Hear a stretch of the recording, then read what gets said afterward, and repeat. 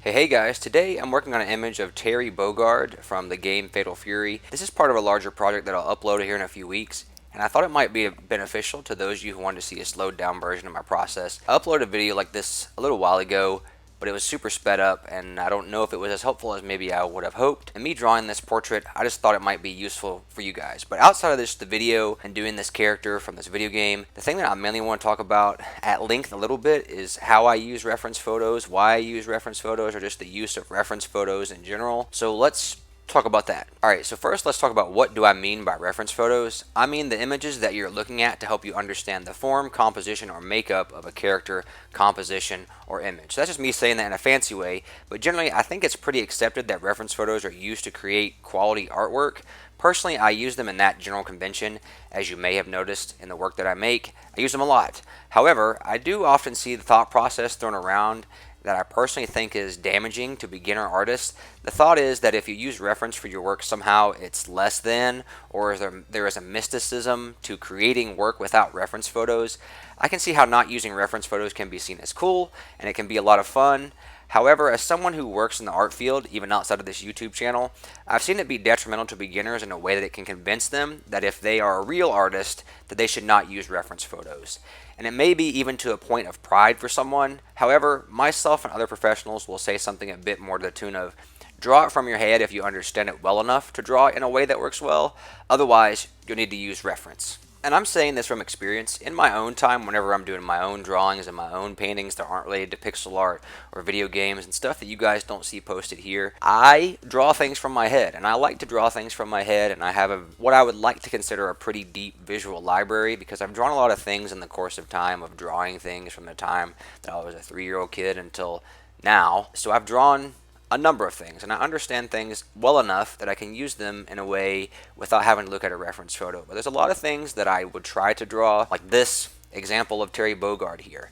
Before this, I have never ever drawn a picture of Terry Bogard, so why would I know how to draw a picture of Terry Bogard? But also, wondering why is this the consensus of artists who work professionally. So why is this our consensus? Again, it's because if you try to draw something from your head and you've never drawn it before and you're only going off what you already know about it, the chances of you making a mistake or errors in perspective, form, etc., those things are going to distract from what you're trying to say with the artwork that you're creating. It doesn't have to be a portrait of somebody. It could be a picture of anything. And people will look at it and they'll know that something's off, and they're most likely unpracticed artists, and they won't really be able to pinpoint the problem area that's off or slightly askew or out of perspective. And even if they do kind of get the gist of it, they won't be able to organize the feedback in a way that it is helpful to you as the artist. And then secondarily, you as the creator will be stuck with what you already know about making drawings, and you won't grow any. So you'll always draw everything the same way, you'll make the same mistakes over and over again. So it really helps for us to use reference. So how does this apply to this image of Terry Bogard that's on the screen at this exact moment from the game Fatal Fury? Well, as you can see in the thumbnail of this video and on the screen at this exact moment, I'm pretty much redrawing the headshot of Terry Bogard verbatim from Smash Ultimate, but in a pixel art style. So why do this? First thing here is I've never drawn Terry before this moment, so I'm trying to understand the character a bit more. Second, the way this character is posed, I truthfully haven't drawn a character in pixel art in this pose before. Maybe I've gotten somewhere similar in drawing a character or doing an animation, but definitely not exactly like this. So my goal really is, what do all of the forms, the pieces and parts, the arms, the head, the hat, the hands, etc., all look like in a pose like this in their relationship in 3D space? Third, I'm really wanting to see if I can turn this fully rendered image that's a 3D model into a collection of recognizable squares on a 64 by 64 pixel grid with way less colors than the original image. I did a little counting on this image, and the final image will contain 29 total colors, excluding the blue background gradient that you'll see me add at the very end of this. For me, if I wasn't using reference, I wouldn't be able to kind of practice these elements, these bits and pieces of reducing this image down to its base recognizable elements, because otherwise I wouldn't know what Terry Bogard looks like I said that already. So what's another reason that I'm doing this? In an effort of redrawing directly from reference image in this case, I'm really hoping to internalize a bit of the style that the creator or the character designer, the 3D modeler, put into this, and then just a little bit of the history behind the character by doing this whole process. Really what I'm trying to get at through this whole long-winded explanation is really don't fall for the trap of elitism that exists amongst people in the art field around not using reference. Yes,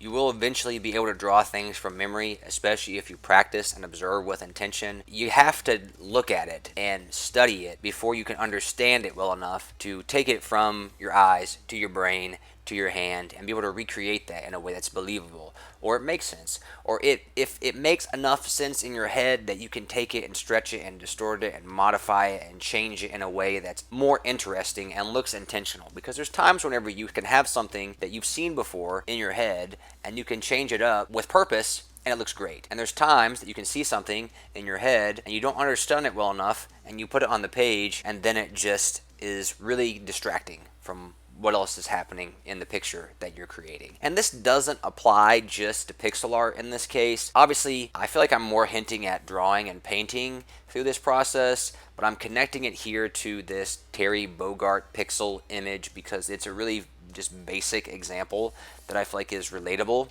in some ways. And as somebody who makes all types of art, I think that pixel art is unique in its own way in that you're having to pare something down to a understandable, smaller, more rigid version of itself, where you only are left with the extreme necessary details, which is why you need to use reference in this case if I haven't reduced these details down before. Moreover, what I'm saying, well, I guess I'm saying a lot of things here.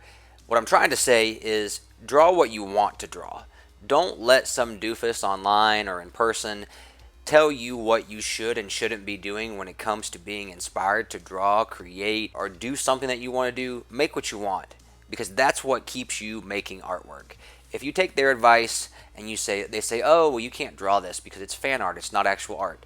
Draw what you want. They're not the one drawing it. Do what inspires you. Use reference photo. Draw directly from a reference photo. The more you draw, the more you make pixel art, the better you're going to get at it. Now, maybe you're more serious about it than other people. Maybe you want to draw more from reference. Maybe you have drawn enough from other examples that you feel comfortable to creating something from your head. I'm just a guy with an opinion who makes art outside of this. You have your own opinions about it, but I just think that it's important for me to take a moment to say, because I've seen this on online forums or in feedback, is that people who will create something that looks great and they have learned a lot from this thing that they've created, people will say, oh, well, you used a reference photo for this, so it's not as impressive as it would be if you drew it from your head, or not as impressive as my thing, which I drew from my head. That's a bunch of bogus baloney stuff.